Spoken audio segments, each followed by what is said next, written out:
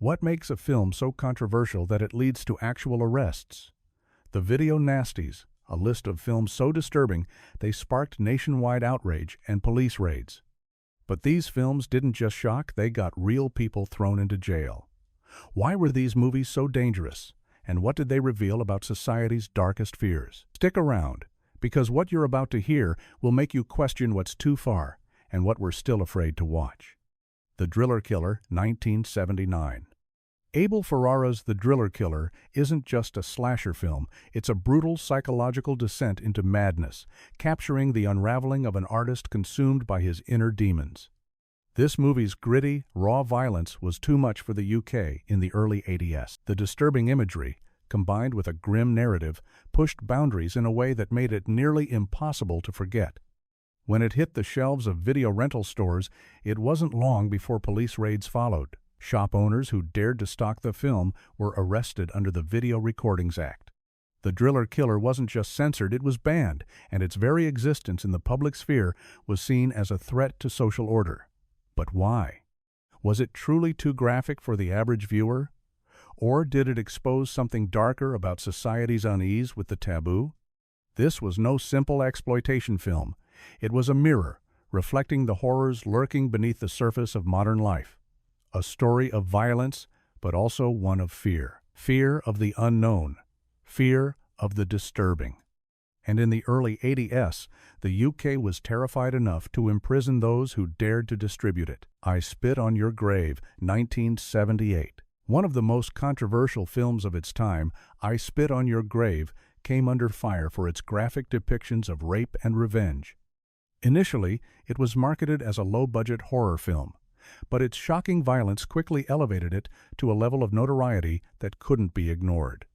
Released under a variety of titles, its graphic nature didn't just shock, it provoked moral outrage, leading to public calls for censorship.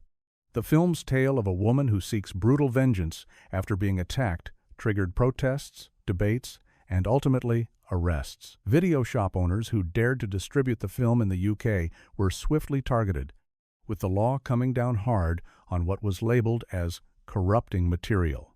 It wasn't the violence alone that made this film so arresting, it was the raw, unflinching way it depicted gender dynamics and societal taboos. Was it a feminist statement, a provocative commentary, or pure exploitation? The UK government saw it as a threat to public morality, ultimately leading to multiple arrests and convictions. Years later, the film is still debated. Does it go too far in its depiction of violence, or does it push us to confront our deepest fears and prejudices? Cannibal Holocaust, 1980. Often regarded as the film that made the world question the limits of cinema, Cannibal Holocaust is infamous not just for its disturbing content, but for its shocking realism.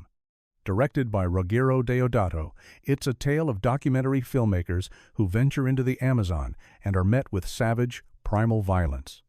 While the story is fictional, the film's realistic portrayal of human suffering and animal cruelty led to widespread outrage. The public couldn't distinguish between fiction and reality, leading to a massive controversy.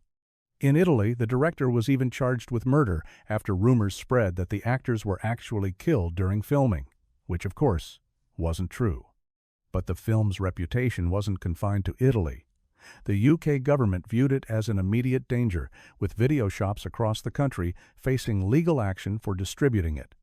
Cannibal Holocaust became a symbol of the growing cultural panic over violent media, drawing comparisons to modern-day snuff films.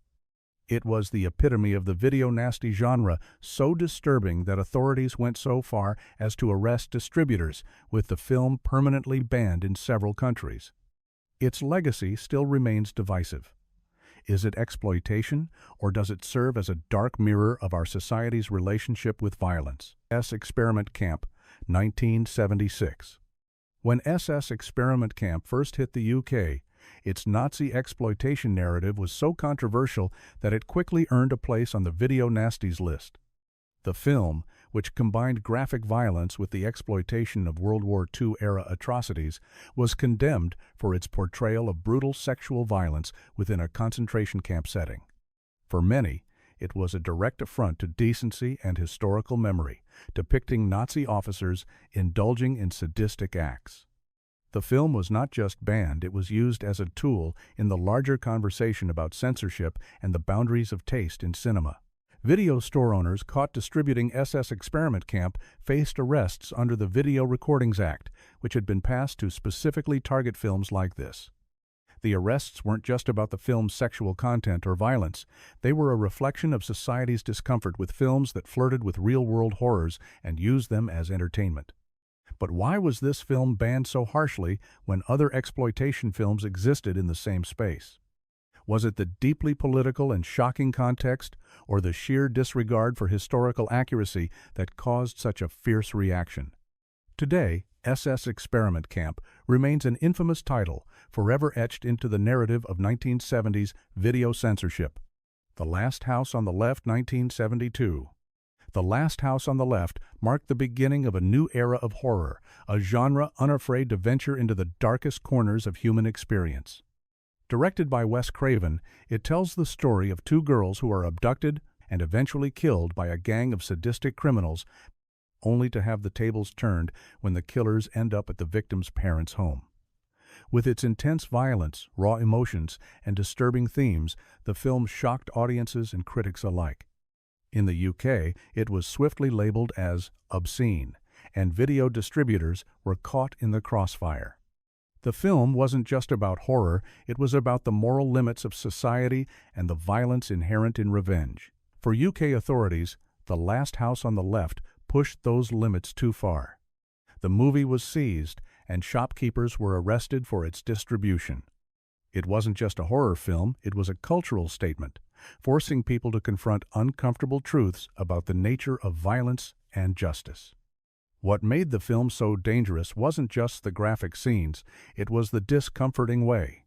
It blurred the lines between victim and perpetrator, justice and vengeance. Nightmares in a Damaged Brain, 1981. With its disturbing, chaotic narrative, Nightmares in a Damaged Brain became one of the most notorious films in the Video Nasties scandal.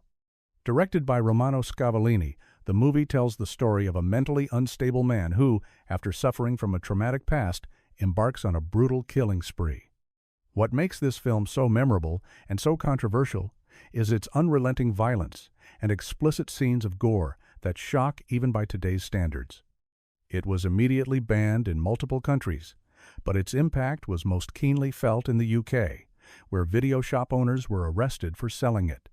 Its depiction of a man's violent breakdown and his uncontrollable urges felt dangerously real, striking fear in those already anxious about the corrupting influence of violent media. Critics and authorities alike lambasted the film as a dangerous example of what happens when society allows such graphic content to reach the masses. Was it just another exploitation film? Or was it a reflection of the growing societal fear that violence in films might be leading people down a dark path? The film was branded as socially irresponsible and deemed too extreme for the public, leading to significant arrests and prosecutions. Over the years, Nightmares in a Damaged Brain has earned a certain cult status, but it still sparks the debate. Was it a warning of a dark truth, or just another film designed to shock and disturb for entertainment? Zombie Flesheaters, 1979. One of the most iconic zombie films ever made, Zombie Flesheaters, also known as Zombie 2, by Lucio Fulci, quickly became a prime target for the Video Nasties campaign. The film's shock factor was undeniable. It featured grotesque special effects, intense gore, and scenes that were unsettling even for seasoned horror fans. Fulci's zombie film shocked audiences worldwide with its brutal violence, not just in the form of undead carnage, but also in its disturbing visuals like eye gouging and flesh-eating. When the film was released on video in the UK, it was seized by authorities, and distributors found themselves facing legal consequences. Video shop owners were arrested and charged with distributing an obscene film, an offense under the newly passed Video Recordings Act. The public uproar surrounding its release was part of a wider moral panic, where any film deemed too violent or too graphic was seen as a threat to public decency. Zombie Flesheaters epitomized the type of film that authorities feared would corrupt young minds and contribute to a growing societal breakdown. Was the film's graphic nature a mere exploitation of horror, or was it an example of society's deep-seated fears about the uncontrollable? For years, it was banned in several countries, and it remained a contentious point of debate among both horror fans and critics. Even today, it remains a shocking relic of an era when horror films could get you arrested. The House by the Cemetery, 1981. Some horror films shock you with blood, but The House by the Cemetery unsettles you because it feels diseased from the very first frame. Directed by Lucio Fulci, this Italian nightmare follows a family who moves into a quiet New England home, only to discover that something horrific is hidden beneath the floorboards. At first, it looks like a haunted house story. Then it becomes something far nastier. Fulci fills the film with rotting atmosphere. Strange voices, copies were seized, distributors faced pressure, and the film was treated as another dangerous example of horror invading ordinary homes through the video rental boom. What made it so controversial wasn't only the violence, but the mood around it, the sense that the film was dragging viewers into a place where childhood, family, and safety had all been poisoned. For censors, that made it more than just another scary movie. It became part of a wider fear that films like this were corrupting audiences from inside their own living rooms. Today, The House by the Cemetery is remembered as one of Fulci's most disturbing works, a grim little haunted house film that turned domestic fear into something rotten, bloody, and unforgettable. Tenebrae, 1982. Dario Argento's Tenebrae is an iconic giallo film that pushed the boundaries of suspense, gore, and visual style. With its sharp plot twists, haunting atmosphere, and strikingly violent scenes, it immediately attracted controversy. Known for its graphic killings and disturbing imagery, Tenebrae centers on a writer who becomes embroiled in a series of murders seemingly inspired by his own work. Argento, famous for his stylish and visceral filmmaking, didn't shy away from portraying explicit violence, something that got Tenebrae quickly targeted in the UK under the Video Nasties legislation. The film's central theme of violence and the thin line between artist and killer was both captivating and controversial, making it an instant target for censorship. The UK police began seizing copies of Tenebrae from video rental stores, leading to arrests of distributors for handling what was seen as obscene material. The unsettling nature of the film, combined with its psychological depth, made it not just a slasher flick, but a film that examined the nature of violence itself. In the era of video nasties, where the debate over whether cinema could influence real-world behavior was at its peak, Tenebrae's unflinching portrayal of bloodshed felt too dangerous for the public eye. Today, Argento's film is hailed as a masterpiece of the giallo genre, but its impact in the early 1980s was felt as a cultural shockwave that led to fierce legal and societal responses. Absurd, 1981. If you've ever heard of Absurd, you might know it for its unnervingly brutal portrayal of violence and its almost unrelenting sense of dread. Directed by Joe D'Amato, the film follows a maniac with a near-supernatural ability to heal who goes on a killing spree.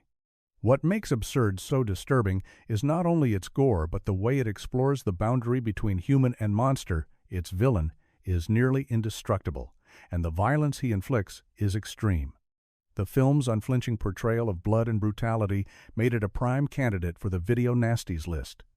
When it was released in the UK, the reaction was swift. Video store owners were arrested for distributing it, and it was banned outright.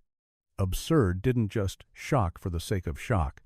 It examined the idea of violence as something almost detached from human norms, creating a chilling disconnect between the characters' actions and their humanity.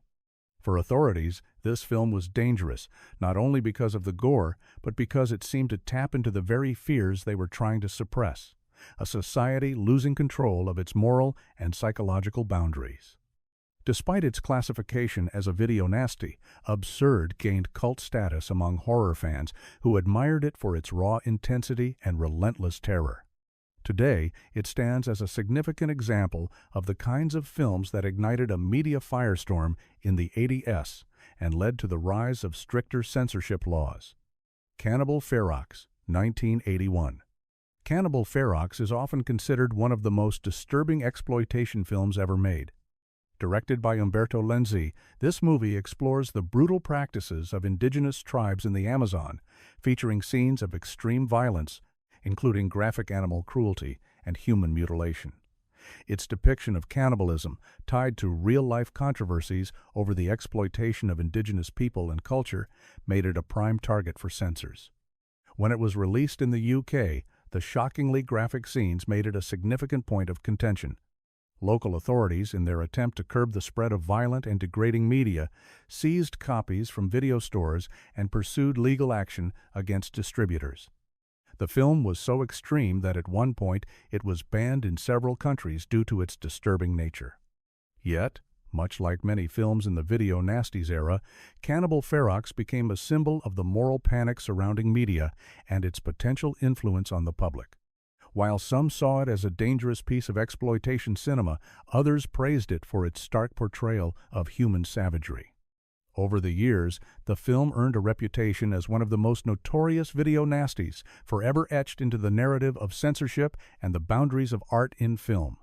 Even today, Cannibal Ferox remains one of the most controversial films ever produced, a reminder of the extreme measures taken during the video nasties panic.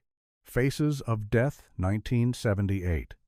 Perhaps no film encapsulates the video nasties panic more than Faces of Death. This notorious shockumentary presents a collection of real and staged footage purportedly depicting death in various forms, animal sacrifices, public executions, and autopsies. The film's controversial nature came not just from its scenes of real violence, but from its exploitation of human suffering for the sake of entertainment. For many, Faces of Death blurred the lines between reality and fiction, making it seem as if it was presenting unfiltered truth about death and destruction. When it hit the UK, it didn't take long for the media to label it as morally corrupt and dangerous to society. As the moral panic surrounding video nasties grew, Faces of Death was seized by authorities, and distributors found themselves under investigation for spreading such graphic and disturbing content. In the UK, the film was banned outright, with legal actions taken against those involved in its distribution.